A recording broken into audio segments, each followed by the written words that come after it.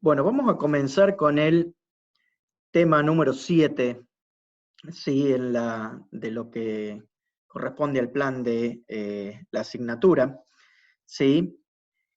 Para comenzar con este tema, los vamos a remontar al principio, ¿sí? Probablemente la primera teoría que vimos, que fue cuando dijimos que la química, digamos, se encarga de estudiar la materia, básicamente. Entonces clasificamos la materia, y en función de, cuando la clasificábamos en función de la composición, sí habíamos visto que todos los sistemas materiales se pueden clasificar como mezclas o como sustancias puras. Las mezclas sí eran cuando había más de dos sustancias puras presentes en el sistema. Sí, las mezclas podían ser homogéneas o heterogéneas, ¿sí? Ahora nos vamos a ocupar pura y exclusivamente de las mezclas homogéneas. Las mezclas homogéneas también se llaman soluciones, ¿sí? O sea, ¿qué es lo que es una solución? No es otra cosa que una mezcla homogénea de dos o más sustancias puras. Eso es lo que es una solución. También se le suele llamar disoluciones, o sea que vamos a utilizar la palabra solución o disolución como si fuesen sinónimos, ¿sí? La cantidad relativa, ¿sí?, de cada componente, ¿sí?, de esa mezcla homogénea se conoce como la concentración, ¿sí? Supónganse que yo tengo un determinado soluto, ¿sí?, en un determinado solvente. Ya nos vamos a ocupar más adelante de qué es lo que es el soluto y qué es lo que es el solvente. De momento vamos a decir que tenemos el componente 1 y el componente 2, ¿sí? Al componente 1, ¿sí?, pesa 10 gramos, el componente 2 pesa 200 gramos, ¿sí? El componente 1 es un sólido, el componente 2 es un líquido, ¿sí? Mezclamos el componente 1 con el componente 2, obtenemos lo que es una mezcla. Pero esa mezcla no es cualquier tipo de mezcla, sino que es una mezcla homogénea. Y si es una mezcla homogénea, la podemos llamar solución. Bueno, la cantidad relativa que tiene este componente en la solución es lo que nosotros conocemos como concentración, ¿sí? Entonces nosotros podemos decir, por ejemplo, que la concentración de esta sustancia sólida en esta mezcla, ¿sí?, va a ser de 10 gramos por cada 10 gramos del componente 1 por cada 200 gramos del componente 2, ¿sí? O podríamos decir que tenemos 10 gramos del componente 1 en 210 gramos de solución, ¿sí? Son distintas maneras de expresar la cantidad que yo tengo de uno de los componentes presentes en la solución, ¿sí? O sea, que la concentración viene dada, por ejemplo, por la masa, ¿sí?, del componente 1, al que le vamos a llamar soluto, ¿sí?, por la masa de solvente, por ejemplo. Supongamos que en este caso, ¿sí?, si nosotros tenemos la masa de soluto, que son 10 gramos, y la masa de solvente, que son 200 gramos, si dividimos esos dos, tenemos que es 0,05. O sea que la concentración sería 0,05, ¿sí?, expresada como gramos de soluto en gramos de solvente, ¿sí? Bueno, ¿cuál es la característica que tiene una mezcla homogénea? Bueno, la característica de una mezcla homogénea es que si uno mide, por ejemplo, su concentración como otro tipo de propiedades físico-químicas cualquiera, el color, la densidad, cualquier propiedad, ¿sí?, la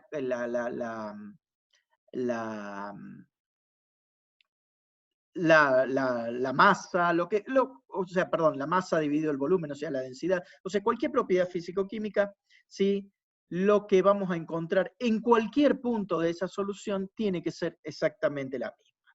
Y no únicamente eso, sino, por ejemplo, que la concentración, ¿sí?, de cualquier fracción o cualquier parte más chica de esa solución tiene que ser la misma. Y una fracción de la fracción, y si mido su concentración, tiene que seguir siendo la misma. Y así sucesivamente. ¿Eso qué significa? Que la solución tiene que ser homogénea a nivel molecular, ¿sí? O sea, a escala molecular, la solución tiene que ser homogénea, ¿sí? Tiene que haber una cierta cantidad de partículas de lo que es el soluto por cierta cantidad de partículas de lo que es el solvente. Les adelanto que lo que es el soluto y que lo que es el solvente. El soluto es aquella sustancia presente en la mezcla, ¿sí? Que no está en mayor proporción, ¿sí?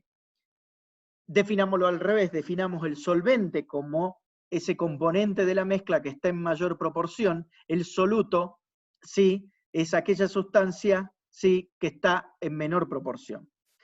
¿Cómo una solución puede tener más de un componente? Normalmente las soluciones tienen un soluto, un único soluto y un solvente, pero pueden existir soluciones en las cuales yo tenga más de un soluto y obviamente el solvente es único porque es aquella sustancia que está en mayor proporción. O sea, la sustancia que está en mayor proporción siempre es el solvente, el resto son solutos, ¿sí? Entonces, aquí tenemos una cosa que es importante. Fíjense, tenemos 10 gramos de soluto. Si lo mezclamos con 200 gramos de solvente, lo que nosotros vamos a tener son 210 gramos de solución.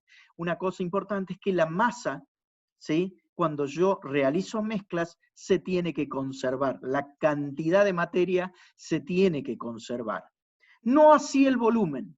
El volumen no se conserva cuando se hacen soluciones, ¿sí? Y eso es bastante razonable. O sea, el ejemplo clásico es, por ejemplo, si uno mezcla 1 litro de etanol, ¿sí? El alcohol el alcohol que nosotros utilizamos, ¿sí? Como desinfectante, ¿sí? O en las bebidas alcohólicas, ese es etanol, ¿sí? Si nosotros mezclamos etanol y agua, por ejemplo, mezclamos 1 litro de etanol con 1 litro de agua, no vamos a tener 2 litros de solución. Pero si mezclamos 1 kilogramo de alcohol con 1 kilogramo de agua, vamos a tener 2 kilogramos de alcohol. O sea, las masas de alcohol en agua. O sea que las masas sí son aditivas, pero ojo que los volúmenes no son aditivos. Cuando yo mezclo volúmenes de dos sustancias, sí, el volumen de la solución o de la mezcla no necesariamente es la suma de los volúmenes, ¿sí? Es más, casi nunca es la suma de los volúmenes. Siempre hay diferencia. ¿Por qué? Y bueno, porque para que fueran iguales las fuerzas de interacción intermoleculares soluto-soluto, solvente-solvente, deberían ser igual a las soluto-solvente. Y eso rara vez es así, por lo tanto, no es de extrañar que los volúmenes no sean aditivos, ¿sí? Otra cosa importante es que las propiedades físico-químicas de la solución son diferentes a la de sus componentes puros, ¿sí? Entonces, si yo estoy mezclando el soluto y el solvente, la solución puede tener propiedades físico-químicas bastante diferentes a las que tiene el soluto y el solvente por separado, ¿sí?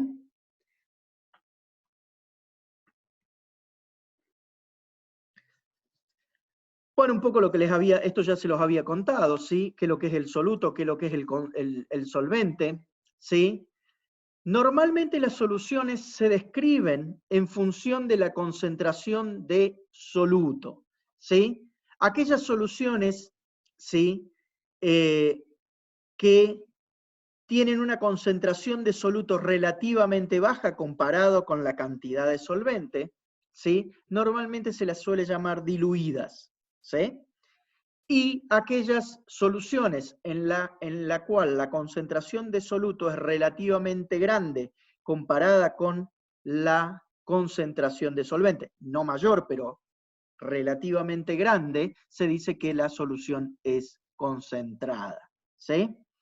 Para verlo en términos realistas, por ejemplo, si ustedes toman una taza de agua y le agregan, ¿sí? Media cucharada de azúcar, ¿sí? La van a revolver, la van a homogeneizar y van a ver si esa solución es dulce o no, ¿sí? Bueno, si le agregan media cucharada de azúcar a 1 litro de agua, probablemente la sientan como poco dulce o amarga. Se dice que la solución en ese caso está diluida. No obstante, si ustedes le agarran y le echan a 1 litro de agua, ¿sí? Un vaso de azúcar y lo mezclan y lo disuelven y ahora la prueban, probablemente sí, esa solución cuando la prueben va a ser mucho más dulce. Entonces van a decir, la solución a la que yo le agregué una cucharada de azúcar o media cucharada de azúcar está diluida, ¿sí?, en azúcar, mientras que la que le agregué un vaso es una solución concentrada de azúcar. ¿Se entiende cuál es la diferencia? O sea, cualitativamente hablando, ¿sí?, no en términos cuantitativos. En términos cuantitativos hay que decir qué cantidad de azúcar yo tengo, o sea, gramos de azúcar por tantos gramos de solvente o de solución o volúmenes de solución, ¿sí? O sea, cantidad. ¿Qué tipo de soluciones nosotros tenemos? Bueno, nosotros tenemos soluciones de distintos tipos. Pueden ser sólidas, pueden ser líquidas o pueden ser gaseosas. Nosotros en general vamos a hablar de soluciones líquidas, no obstante, todo lo que digamos para soluciones líquidas se aplica a soluciones gaseosas y a soluciones sólidas también. ¿Sí? Ustedes dirán, y bueno, ¿y cuál es una solución gaseosa? Bueno, una solución gaseosa es en donde el soluto es un gas, el solvente es un gas. Normalmente el solvente, como es el componente de mayor proporción, es el que determina, ¿sí?, el estado de agregación que va a tener la mezcla, pero no siempre es así, pero en general sí es así.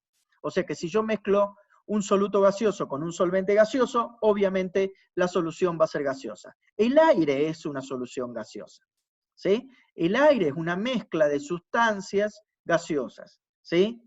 Tenemos oxígeno, tenemos nitrógeno, ¿sí? El nitrógeno es el que está en mayor proporción, oxígeno, agua, vapor, dióxido de carbono, monóxido de carbono, en fin, gases nobles, ¿sí? Hay una gran cantidad de gases disueltos allí mezclados formando una solución que es homogénea. El gas natural, ¿sí?, el gas que sale por el pico de la cocina, también es una mezcla gaseosa, ¿sí?, en donde todos los componentes son gaseosos. En cuanto a líquido podemos tener, fíjense,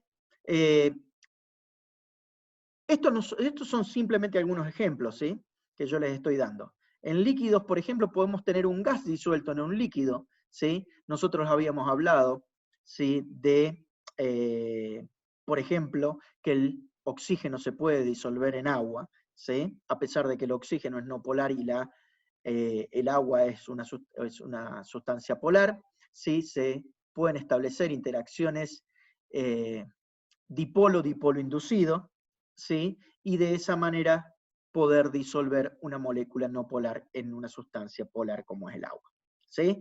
El dióxido de carbono también, a pesar de ser una sustancia que es no polar, se puede disolver en agua. O sea, es un gas que se puede disolver en agua. En general, todos los gases, digamos, se pueden disolver en mayor o en menor proporción en agua. El dióxido de carbono tal vez es un caso bastante particular porque dio lugar a lo que es realmente la industria de las aguas carbonatadas, que es una industria millonaria. Realmente se mueven millones en lo que son las bebidas que son carbonatadas, que tienen dióxido de carbono. Las hay alcohólicas, no alcohólicas como las gaseosas, o incluso lo que nosotros conocemos como la soda, ¿sí? Entonces es un gas disuelto en un líquido que sería el solvente, que en este caso sería agua. Pueden ser las soluciones líquido-líquido, como por ejemplo la que yo les contaba, etanol y agua, ¿sí? Las bebidas alcohólicas en general tienen esa composición, al menos esa composición mayoritaria. El gasoil, ¿sí?, con el que funcionan los motores diésel, también es una mezcla, o cualquier otro combustible son mezclas líquidas-líquidas. Mezclas sólidas líquidas. Bueno, si el ejemplo que yo les daba, que mezclaban azúcar y agua, el soluto es el azúcar, el solvente es el agua, ¿sí?, es una mezcla sólido-líquido. El cloruro de sodio en agua, ¿sí? Cualquier sólido que yo pueda disolver en un líquido, digamos, me va a formar una solución del tipo sólido-líquido. Por ejemplo, cosas raras, como por ejemplo un gas disuelto en un sólido. Ustedes dirán, ¿cómo puede ser que un gas se disuelva en un sólido? Bueno, el hidrógeno, por ejemplo, que es una moleculita pequeña, se puede intercalar dentro de la red cristalina del paladio, ¿sí?, y por lo tanto se disuelve el hidrógeno dentro del sólido, dentro del cristal de paladio, y es una de las tecnologías, sí, que se estudia y que se ha estudiado durante mucho tiempo para almacenaje de hidrógeno, ¿sí? El hidrógeno sería una fuente de energía no renovable, perdón, una fuente de energía que se podría crear a partir de energías renovables, ¿sí? Por ejemplo, a través de un molino, ¿sí? El viento hace mover las aspas del molino, genera electricidad, esa electricidad se usa para hacer electrólisis de agua, ¿sí? Se produce hidrógeno, se produce oxígeno, el problema es que el hidrógeno, ¿sí? Es muy difícil poder almacenarlo. Bueno, el problema de la tecnología del almacenamiento de hidrógeno se basa precisamente en que el hidrógeno es una molécula muy chiquita y que tiene una difusividad muy grande. Entonces ocurre eso, que se intercala en incluso sólidos. Bueno, el hidrógeno se intercala muy bien en el paladio y forma una solución que es del tipo sólida, en donde un gas se ha disuelto en un sólido. Tenemos soluciones que son, por ejemplo, sólidas, en donde tenemos el soluto que es sólido y el solvente que es líquido. Fíjense, este es un caso en el cual el solvente, ¿sí? A pesar de que es un líquido, la solución termina siendo sólida. Eso ocurre con las amalgamas, por ejemplo, la de mercurio en plata u oro, que son amalgamas, son materiales que normalmente se utilizan para el arreglo de dientes por parte de los dentistas, ¿sí? Lo que hacen es utilizar estas pastas para poder cubrir, ¿sí? O tapar partes de dientes que nosotros tenemos cariados o que tenemos rotos, ¿sí? Eso se ha ido cambiando con el tiempo, ahora hay materiales cerámicos, otros poliméricos que han ido reemplazando a las amalgamas de mercurio, porque obviamente el mercurio es tóxico, entonces se trata de evitar utilizar mercurio, pero las amalgamas de mercurio se utilizaron durante muchísimo tiempo y todavía se las sigue utilizando en la actualidad.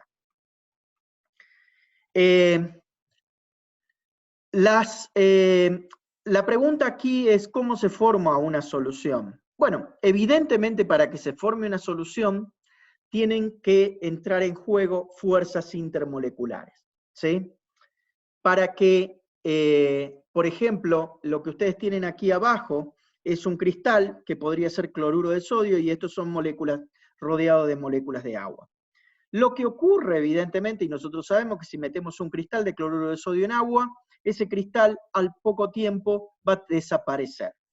¿Por qué desaparece? ¿Por qué ya no lo vemos? Porque lo que ocurre es lo que está pasando aquí en el medio, ¿sí? Vienen las moléculas de agua, ¿sí? Interaccionan con cada uno de los iones mediante una interacción de ion-dipolo, ¿sí?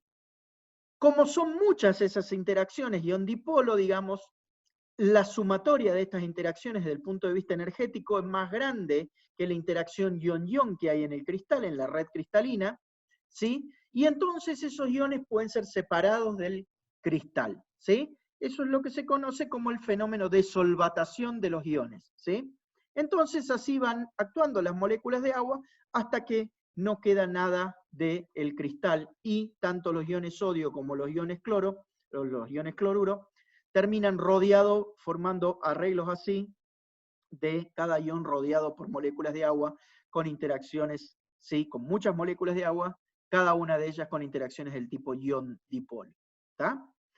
Entonces, para que un soluto se disuelva en un determinado solvente, sí tienen que las fuerzas de interacción soluto-solvente, ¿sí? En cierta medida, tienen que superar la solvente-solvente, soluto-soluto. ¿Sí? Las soluciones que en donde el solvente es agua se las llama soluciones acuosas, ¿sí? O sea, siempre que el solvente sea agua se dice que esa solución es acuosa. Entonces, cuando estamos hablando de soluciones acuosas, estamos hablando de soluciones o de mezclas homogéneas en las que el solvente, o sea, el componente mayoritario es agua, ¿sí? Cuando el solvente no es agua, ¿sí? Se dice que son soluciones no acuosas. Ustedes se dirán, y bueno, ¿por qué separan entre las soluciones acuosas y las soluciones no acuosas, cuando el solvente es agua y cuando el solvente es cualquier otra cosa? Bueno, porque la mayoría de las soluciones que nosotros vamos a ver y las que son importantes desde el punto de vista químico, son soluciones acuosas. El agua es un solvente muy particular, ¿sí? Es, de hecho, el solvente más eficiente para disolver distintos tipos de sustancias, ¿sí? Disuelve sustancias polares, sustancias no polares, no todas obviamente, pero o en mayor o en menor proporción, sustancias iónicas, o sea, tiene realmente una capacidad de disolver cosas muy importantes. Por eso es que, dada la importancia que tiene el agua como solvente, es que las soluciones muchas veces se separan en soluciones acuosas y soluciones no acuosas, ¿sí? Normalmente las soluciones no acuosas son líquidos orgánicos los que se utilizan, ¿sí?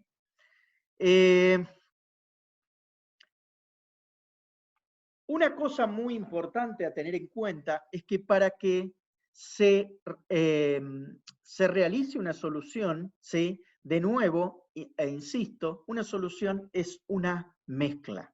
Es una mezcla homogénea. ¿Y cuáles eran las características que tenían las mezclas? Que yo las podía separar en sus componentes utilizando métodos físicos. Por ejemplo, si yo mezclo cloruro de sodio y agua, forma una solución de iones cloruro en iones agua, como los que tengo aquí. Ahora, si yo puedo llevar este proceso para atrás, ¿cómo hago? Por ejemplo, si yo evaporo el solvente, evaporo el agua, vuelvo a tener cristales de cloruro de sodio. ¿Se entiende? O sea, este es un proceso físico que es reversible, si se quiere, ¿sí? El soluto yo lo puedo volver a tener si evaporo el solvente, o si elimino el solvente, o si logro separar físicamente el solvente del soluto, yo puedo retroceder. Entonces hay que tener mucho cuidado, porque muchas veces hay cosas que uno tiene un sólido, por ejemplo, le agrega un líquido y ve que se forma una mezcla homogénea. Entonces dice, formé una solución. Y allí hay que tener cuidado, porque para realmente haber formado una solución, allí no tiene que haber ocurrido ninguna reacción química, tiene que haber ocurrido, o sea, el proceso de la formación de una solución es un proceso puramente físico. Por lo tanto, utilizando métodos físicos, yo debería volver a tener, ¿sí?, los componentes de la mezcla, ¿sí?, que tenía al principio. Para que ustedes vean esto, hagamos el siguiente experimento imaginario. Supónganse que ustedes tienen estas bolas que se ven ahí, que son bolas de níquel, ¿sí? Níquel metálico. Ustedes acá tienen un tubo de ensayo, donde lo que vamos a hacer es poner las bolas de níquel metálico y agregarle una solución acuosa de ácido clorhídrico, o sea, ácido clorhídrico disuelto en agua. Entonces lo que yo tengo acá dentro de este frasco es níquel sólido con 2 protones y 2 iones cloruro, van a reaccionar entre sí. Fíjense que el níquel se oxida a níquel más 2 y me da, ¿sí? O sea, básicamente el níquel se oxida y el hidrógeno se reduce, ¿sí? O sea, que cuando yo pongo el níquel en presencia de ácido clorhídrico se produce una reacción redox, de esas que nosotros ya vimos, ¿sí? Entonces, ¿cuál es el problema? Que cuando yo agregue el ácido clorhídrico, lo que yo voy a ver es que se forma una solución homogénea verde. Entonces yo erróneamente puedo decir, formé una solución. Y la respuesta es no, no formé una solución, porque en realidad es una reacción química. Si yo ahora evaporo el agua, que es el solvente, yo no vuelvo a tener ácido clorhídrico por un lado y níquel metálico por el otro. Yo no puedo volver a recrear estas bolas de metal. Lo que paso a tener es cloruro de níquel sólido, una sal, ¿sí? Entonces, ya no puedo volver a tener lo que tenía al principio porque la sustancia cambió. Hubo una reacción química. Entonces, si hay una reacción química, eso no implica un proceso de solubilización, de formación de una solución, sino que hubo una reacción química. Entonces hay que tener cuidado con eso. La solución es un proceso físico. Si hay algún proceso químico en el medio, no se está formando una solución, sino lo que se está haciendo es produciendo una reacción química. Hay que tener cuidado con eso. Vamos a una parte que es interesante, es ocuparnos ahora de las soluciones acuosas, porque como les decía, son realmente muy importantes. Y dentro de las soluciones acuosas, ¿sí?, dentro de los solutos que yo puedo disolver en agua, yo tengo sustancias que son a las que se le llaman electrolitos. ¿Qué es lo que es un electrolito? Es cualquier sustancia que cuando yo la disuelvo en agua, tiene la capacidad de formar iones. ¿Sí? Por ejemplo, el cloruro de sodio. El cloruro de sodio, cuando se disuelve en agua, por un lado forma iones, ¿sí?, solvatados, rodeados por moléculas de agua, iones sodio, y iones cloruro rodeados por moléculas de agua. ¿Sí? O sea, el cloruro de sodio, uno diría que es un electrolito. ¿Por qué? Porque tiene la capacidad de formar iones cuando se disuelven en agua. Hay sustancias, por ejemplo, cuando uno disuelve glucosa en agua, ¿sí?, o cuando uno disuelve etanol en agua, ¿sí?, al disolverse se disuelven perfectamente, pero no forman iones. ¿Se entiende? Entonces esas sustancias se llaman no electrolitos, son no electrolitos. Dentro de los electrolitos, o sea, de estas sustancias que al disolverse en agua pueden formar iones, tenemos electrolitos fuertes y electrolitos débiles. Los electrolitos fuertes son aquellas sustancias que cuando se disuelven en agua se disocian completamente en iones. ¿Sí? Ya vamos a ver algunos ejemplos para que les quede un poco más claro. Mientras que los electrolitos débiles son sustancias que al disolverse en agua, ¿sí?, se disuelven parcialmente en iones. ¿Sí? Básicamente, supónganse que ustedes tienen una sustancia. Fíjense aquí en el ejemplo tenemos tres tipos de sustancias. Un no electrolito, ¿sí?, por ejemplo, etanol, glucosa, no sé, cualquier sustancia que al disolverse en agua no produce iones. Si no produce iones, o sea, yo tengo una molécula de etanol rodeada por moléculas de agua, ¿sí?, pero no hay cargas eléctricas allí. Por lo tanto, si no hay cargas eléctricas, yo puedo aplicar una diferencia de potencial entre estos dos electrones, no va a poder circular la corriente. ¿Se entiende? Porque no hay cargas móviles que puedan transportar esa corriente. Entonces yo puedo aplicar una diferencia de potencial entre estas dos y obviamente la corriente no va a circular por este circuito y no se va a prender esta luz. Ahora, si yo tengo un electrolito fuerte y tengo un electrolito débil, ¿sí?, o sea, si tengo un electrolito, significa que con esa sustancia cuando se disuelve produce iones. Si produce iones en solución, quiere decir que produce especies móviles que se pueden mover y entonces la solución esa va a conducir la corriente eléctrica. Pero hay distintos tipos de iones. Están los de electrolitos, los electrolitos fuertes y los electrolitos débiles. Los electrolitos fuertes, el 100% de la sustancia que se disuelve termina en iones. Por lo tanto, fíjense, la composición de la solución son únicamente iones, ¿sí? Y entonces la corriente eléctrica, ¿sí?, va a fluir entre estos dos electrones sin ningún tipo de problema y la lámpara se va a prender. Sin embargo, si yo tengo electrolitos débiles, ¿sí?, como por ejemplo lo es el ácido acético, ¿sí?, parte de esas moléculas disueltas en agua se van a haber convertido en iones, pero algunas van a quedar, de hecho la mayoría, van a quedar sin disociar, sin ser un ion, van a parecerse desde ese punto de vista a un no electrolito. Solamente una parte de lo disuelto termina disociándose en iones. Entonces, obviamente, para la misma concentración, las soluciones de electrolitos débiles conducen la corriente con menor, o tienen menor capacidad de conducir la corriente eléctrica y uno ve, digamos, de que la lamparita, para la misma diferencia de potencial, para la misma concentración, se va a prender con menor intensidad, ¿sí? Va a brillar menos. Aquí hay ejemplos de lo que son electrolitos fuertes. Los electrolitos fuertes, ¿sí?, normalmente son sales, ¿sí?, tipo cloruro de bario, ¿sí?, que se disocia en iones bario y iones cloruro, ¿sí? El hidróxido de sodio, o sea, las sales, las bases fuertes, ¿sí?, como el hidróxido de sodio, y los ácidos, como el ácido clorhídrico, tienen esa capacidad de disociarse completamente en agua en sus iones.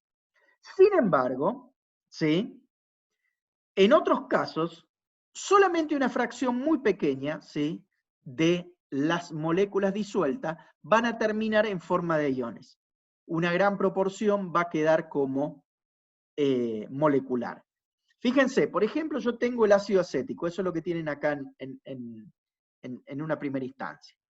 Tienen el ácido acético se disuelve perfectamente en agua, no tiene ningún problema, ¿sí?, casi en cualquier proporción. Yo puedo disolver grandes cantidades de ácido acético en agua. Entonces yo lo que paso a tener es ácido acético rodeado por moléculas de agua, interaccionando, solvatado por moléculas de agua. Solamente una porción muy pequeña de ese ácido acético que está disuelto en agua se disocia en iones protones y iones acetatos. O sea, se disocia en iones. ¿Sí? Una fracción muy pequeña. Entonces, ¿sí? Decimos que estos son electrolitos débiles. Pasa lo mismo con el amoníaco, por ejemplo. Yo puedo disolver grandes cantidades de amoníaco en agua, pero solamente una porción muy pequeña de ese amoníaco disuelto, rodeado por moléculas de agua, va a terminar en ion amonio y oxidrilos, ¿sí? Que son iones. ¿Se entiende? Entonces, ojo, que sean electrolitos débiles no significa que se disuelven poco en agua, ¿sí? No significa que se disuelven poco en agua. Se pueden disolver, de hecho, muchísimo en agua, ¿sí? Como el caso del ácido acético y el amoníaco, que se disuelven mucho en agua, solamente que una porción de lo disuelto termina en iones. La mayor parte queda de forma molecular. Entonces hay que tener cuidado, no confundir eso, ¿sí? Lo que les decía, las sustancias que se disuelven en agua para formar especies neutras, normalmente son moléculas hidratadas, se llaman no electrolitos, ¿sí? Y por lo tanto, estas soluciones no conducen, no tienen la capacidad de conducir la corriente eléctrica, ¿sí? Los no electrolitos, como los electrolitos, son sustancias que son solubles en agua, ¿sí? O sea, cuando hablamos de sustancias que son electrolitos o no electrolitos es porque son solubles en agua, en mayor o en menor extensión, pero son solubles en agua. Entonces, ojo, no hay que confundir, ¿sí? De la misma manera que les decía recién, que sea un electrolito débil no significa que sea poco soluble en agua, sino que hay electrolitos débiles que son muy solubles en agua y sin embargo son electrolitos débiles, ¿sí? De la misma manera, ¿sí? Hay sustancias, ¿sí? Que siendo electrolitos fuertes pueden disolverse poco en agua, como por ejemplo es el sulfato de calcio. El sulfato de calcio es una de las sales que se acumulan en lo que se llama el sarro, en el agua, ¿sí? Cuando uno calienta agua, ¿sí? El agua caliente disuelve una cierta cantidad de sustancias, cuando uno la enfría, digamos, ya vamos a ver que la solubilidad normalmente de estas sales disminuye y por lo tanto se forman depósitos. Mientras que puede haber sustancias que son no electrolitos y que sin embargo son muy solubles, como es la glucosa, como lo es el etanol, que es miscible en agua. ¿Qué significa que el etanol sea miscible en agua? Que se puede mezclar con agua en cualquier proporción. Eso es lo que significa que una sustancia sea miscible, ¿sí?